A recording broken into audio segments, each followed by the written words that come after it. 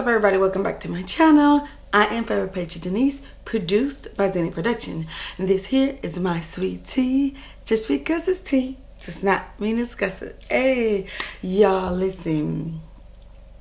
It's Vlogtober, day 19. And my last video, I guess you want to call it a part 1 to this video, is my highest viewing video so far. So it's almost 5,000 views, and then for someone that's just getting started, that's definitely for the win. So I'm really excited. When I saw this part 2, I was like, yes, I'm so excited. Let's get into it. If you want to watch or listen to their podcast, please search on Apple Podcasts and iHeartRadio for their podcast. Check their Instagrams for some of these videos. I realized that after having children, after, career changes, all of the turbulences that we've been through in life, that was going to have a direct effect on my sex drive. I just want to stop right there. I know it just started. Okay? Just want to stop right there. Life definitely happens. And when it happens to the most important part to you. So if you're married, you have kids, your career, which are top tiers in your life,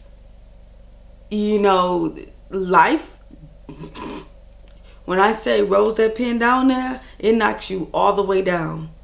Strike, okay?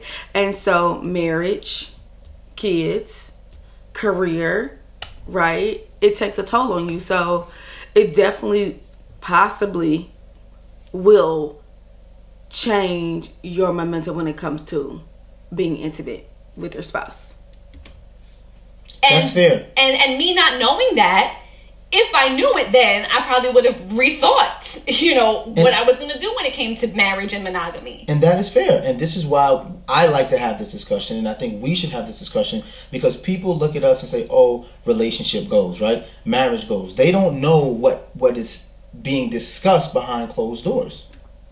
I just told y'all. Marriage goals, relationship goals, black love, like all that. Right?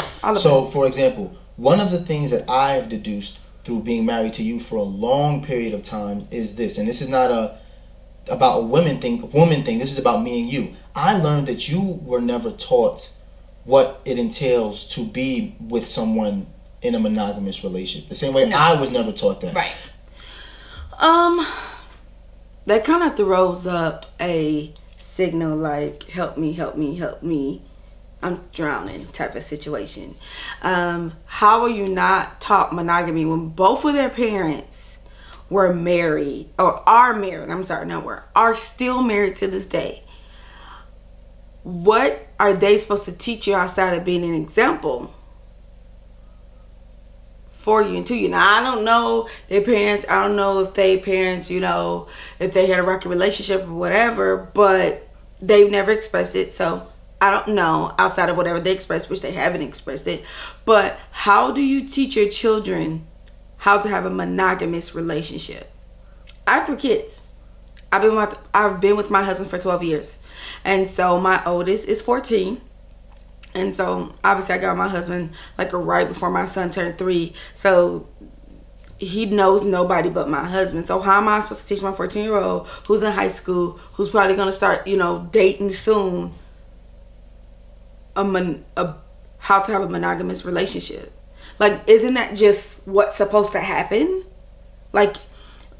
Don't you just automatically, you be a good person, you don't, deal with 2 people at once, you be loyal, responsible with that person. Don't you just teach that about life and then says that applies to everything? I guess that's why I'm a little confused about that comment. Happens is that we both have expectations of what we think it's going to be like. Of course. And then the minute it's not like that, we start to project our issues that we have with that on each other. So you get mad at me and I get mad at you. So that's common when you have 2 people have different views on something and then it doesn't go the way that you think it should go. You do project those on each other. So the problem is not so much the reality of what happens. is that we all have this ideal of what it's supposed to be like. Correct. And I'm going to give you an example. As a man, right, in my from 18 to 22, we had sex routinely, like all the time. Yes. That was it, right? Once we moved into together and we were living together in our own house in Michigan, sex started to slow down. This was before kids. This was before marriage. This was before you was working. This was before any stresses, period. Right. This was just your sex just started to slow down. Right. And but also, too, 18 to 22 was like college. It was my first time out of my parents' house. Right. You know, we were living in this utopia that was college Right. life. Yeah. And also, too, what was the other thing that I was going to say? So distance. We had distance. Yes, we had distance. So there was time for us to like miss each other and be like, Absolutely. oh, I can't wait to see you again. And when we do That's see what each I was other, getting to. yeah, okay, sorry. So what? So, I can actually just chime into that. Me and my husband did 2.5 years long distance. So, we lived roughly about 3 to 4 hours from each other, depending on how you was traveling, train, bus, car, whatever. And for the first 2.5 years. So from February 2009 or March 2009. So we started talking in February 2009, but we actually made it official in March 2009 until August 2011. That's when we made the decision for one of us to move, you know, closer in the city where the other one lived.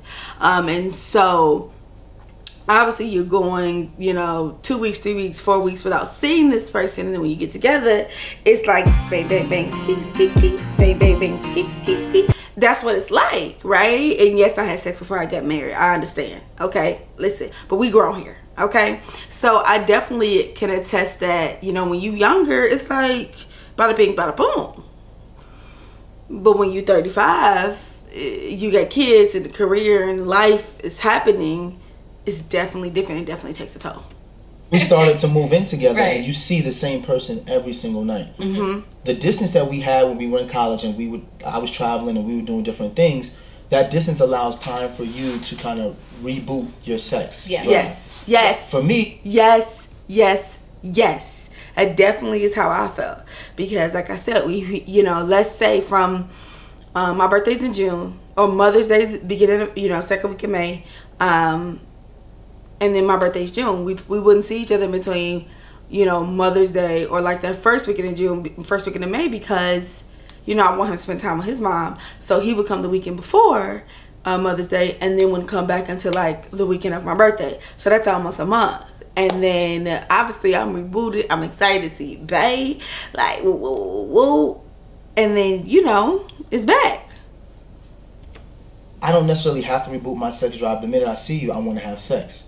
So when we were missing each other, it seemed normal that we had sex all the time. But then when we think about it, we really wasn't having sex all the time. Because we didn't see each other all the time. Right. Then, So it's funny he says this, because I said this to my husband some years back. I was just like, you know, in the beginning, even though I know now we've been together for 12 years, but that 2.5 years were like the, you know, monumental stages of our relationship, which relationships were still really, really good, was amazing, but we didn't really see each other and have that relationship where we, you know, we talked every day. We made possibly, well, I think it was Skype then, but, you know, actually being around each other and being, you know, intimate.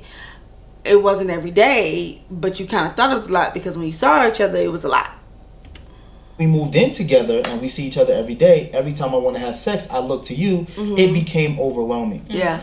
So, and the reason why I say that is because the conversation starts happening was, why do men fear marriage? So let me stop right there. Somebody put in my last comment. So the comments on my first video that I did of this have been crazy. Okay? Crazy. Shout out to everybody that commented. Also, if you comment like, ooh, where can I listen to the podcast, or where can I see the video, I'm just going to tell you thank you for watching, because I said at the beginning, if you watch the entire video, that you can check certain areas or their Instagram. But a lot of people was like, oh, weak man get married, you know, he's wrong for saying she pressured him and all that, but he's making it clear on what he thought and what he said. So I want to make sure y'all hear this. Why do men fear marriage? And I'm going to explain this so that everybody can understand this. When you're a man, a young man, and you talk to your friends who are married, about getting married, the first thing they do is say, take your time. Right? They don't ever explain why, because men aren't vocal. We don't discuss these things. We're not emotional. That's true. All they'll say is, take your time. You got time for that. You sure you want to do this? And they're like, yeah, you sure? And they're like, you know, shit gonna change. And then you like, what does that mean? Oh, don't worry about it. Shit gonna change. Yeah. So no one really tells you as a man neither what exactly is going to change and how it's going to change and why it's changing.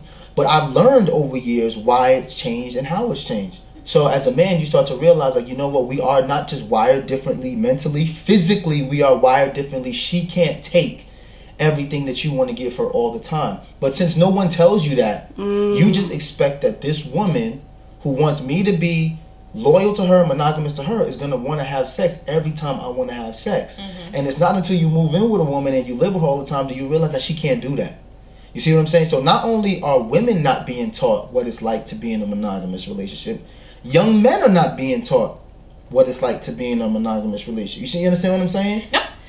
So let me go back to what I said. I know I said I was like on the fence of like, it made it feel scary when he said that about him and her not being taught to be in a monogamous relationship. I would have to say my comment still stands about you being taught through like good healthy relationships with people over you or around you, whoever's your authority figure as a child or a young adult coming up. But monogamy and marriage is two different things, even though, because some people that are married, you know, are in polygamous relationships. So, but monogamy and marriage are two different things. So, monogamy is being loyal to one person when it comes to a relationship, a sexual relationship, you know, things like that. So, I think that's not taught on a man perspective. I was definitely taught, like, to be loyal to dude.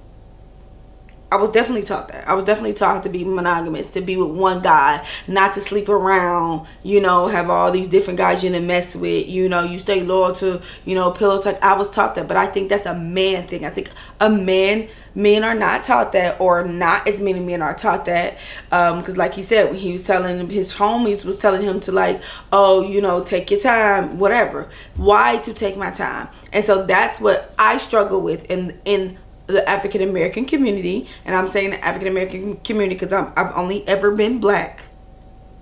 That is so much hush. On, you know, the good stuff that you should talk about, you sweep it under the rug because you want you to figure it out on your own, and the bad stuff that people should talk about, you want to sweep under the rug and should nobody talk about. These are the conversations. Devale and Khadeen are having conversations that for generations people have not had those conversations. And I definitely feel like this is going to help some 18-year-old, some 19-year-old, some 20-year-old, male or female, go to the next level regardless of being monogamous or finding out if they want to be monogamous, or, you know, whatever the case may be when it comes to relationship.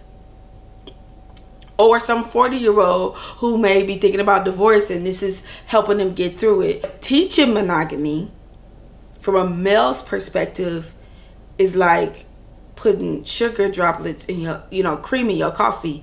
It's key. It's key. It's definitely key. I guess I don't know too many women that don't know how to be monogamous. Like, I know women that want to have multiple guys, that's fine. But when you just don't know how to be monogamous, you definitely know how to be monogamous. That's my story, and I'm sticking to it when it comes to women. I understand completely, because I experience the same thing, and that's why I'm grateful for platforms like this, or just our generation of people who are speaking up and speaking out and speaking to each other about these things, because then maybe people will make more educated decisions about whether or not they do want to be married, or they do want to be in a monogamous relationship, or, you know, what actually is involved in that. And the crazy thing about marriage is that, you know, one of the things you always hear is like, you know, you gotta compromise. But like, what happens when one party feels like they're compromising more than the other, or one person feels like they're sacrificing definitely more than the done other? Then that becomes an issue, because a lot of times we try to meet each other halfway, but you still feel like you're ended up with the short end of the stick. And it just may be too, because you literally have a bigger sex drive than me. And for me, it just takes way more to get me to a point sometimes where I'm even willing to do that. Like, back to your story, it was like, damn, I know I promised him I promised him some ass tonight. Promised him. And I was like, damn, I can't not do this. but I want to go to sleep. Like, I really just want to wash my face and go to sleep. But I don't want to disappoint him. So there I felt like, you know what? Let me try to do something to genuinely get myself in the mood, or with some assistance. So this is what she did, y'all. This is what she did, the ponytail. This is what she felt like. Now, here's another thing, too. And let's be fair. I'm willing to compromise, right? Yes, am I not? You are willing to compromise. We don't have sex every day. We don't have sex. In college, we used to have sex 2 times a day. You know, we see each other. We was like rabbits, right? I compromise. And I even said to you, I'm not going to push for when I want to have sex. I'm going to allow you to get back in the mood, and then when you come to me to have sex, because I want the sex to be enjoyable. Facts, but it'd be a problem when me having to reset my sex clock be longer than you expect it to be. Yeah. No, listen. And then that'd be a problem. What I have figured out for myself is that marriage to me, because there were points in our marriage and I was like, yo, this just seems selfish, and I don't know if I could exist in this. And then you start to weigh what's important to you. You know what I'm saying? Like, what's important? Like I said before, you're my best friend. And you're a business partner. You and I have not only developed a brand and developed a business model that works for you and I and works for building a legacy for our kids, but we've built a friendship that I think would outlast anything, because when we were broke, especially after the NFL, you and I were still best friends, and we still found ways to enjoy life and enjoy each other during our harshest times. Facts. It definitely made me feel some type of way, because I definitely know that feeling. If you do not know, I quit my salaried job that I had for over 5 years in December to build a brand, to build this brand, Zinni Productions. And my husband been holding down for it. And not saying he shouldn't, you know, but he definitely didn't have to agree to, like, me coming out of work, us figuring out how things go. And so have it been the best times? No, because I'm like, why I'm not growing, why I'm not doing this. But it definitely has put us in perspective, and has grown us even more and better as best friends. So I definitely agree with what he's saying. When you're broke, it'll show you really your true colors. And that's on period. No money. We were struggling with our sex life. We had just had a child. We were struggling. But somehow through that, you and I found a way to create a great life. So for me, as a married man, it's like, all right, I'm going to have to make some adjustments in the things that I want as a man. And like you said, what do I think about in my legacy, right? Why do I get married? What do men think of, you know, what's the thought process? I know I wanted a lot of kids. I want boys and girls. I have 3 boys. I would like to have a daughter. That's part of the legacy I want to leave. I want to be able to raise a daughter who's intelligent, who's beautiful, who has a lot of self-worth. I want to be able to give the world a young lady with those type of attributes. And I feel like we collectively can do that. So I agree. I definitely agree. I'm definitely team, let's pop out as many kids as we can. My legacy is not only just doing everything I can for myself or for us, but it's also in growing another productive member of society. Yeah. And I want to do that to I agree on that. A young man and a young woman. I have 3 boys and a young daughter.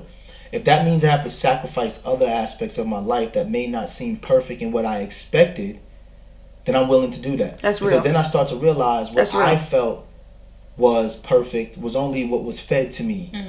You know what I'm saying? Okay. And I think that if people would have fed to me the reality of being in a monogamous relationship from young, I would have known what it was. Rather than would you have still done it, or would you been like, I'm still doing it now. Yeah. I'm still doing it now. I you could have bailed, but you didn't. I could, and you could have bailed. And I could have bailed. So we both made an active choice, continuously make an active choice to be here. It's like because it's prioritizing. It is prioritizing. A lot of people I've talked to when it comes to Khadeen and Devale would say that you could tell that Devale loves Khadeen more than she loves him. And I don't mean that she's not in love with him, but I mean that it's their vibe, it's their ambiance. And I've never met them, I've only seen them on social media, but you could tell the way he loves her is, you know, part of the best friendship. You know, part of their relationship is when it comes to the friend aspect. You could tell the way he loves her. He's, I wouldn't say infatuated with her, but close enough, sort of, kind of. And I don't mean that in a negative. I think that if you're married, if you're in a relationship, you should definitely be madly, just over the top in love with people, in love with who you want to be in love with. And so, or in love with that person, should I say. And that's totally okay. It's totally okay. A lot of people say that when the man is more in love with the woman is very happy and she's able to just like kind of live her best life in her marriage. I don't know how true that is, but that's what people say. But all in all, Devale Khadeen was very clear on, you know, how the relationship is now, and you know what it takes to be married for 10 years, you know, or have a healthy, or as healthy as it can be, sex life after 10 years of marriage. I'm going on 8 years of marriage, and they definitely dropped some jewels. Devale and Khadeen are definitely here when it comes to being transparent about their love and their relationships, and not relationship, but their relationship, and just, you know, having a millennial marriage. And I'm happy to follow them and just see the love that they have for each other and their, you know, kids. And I hope, Khadeen, if you see this, please give Devale his daughter. Y'all already make beautiful kids. Go ahead, you know, let him shoot the club up and give you your baby girl, okay? Period. Y'all comment down below on what y'all think about this video. I'm definitely Team Ellis all day, every day. I am Forever Patra Denise, and y'all be sweet.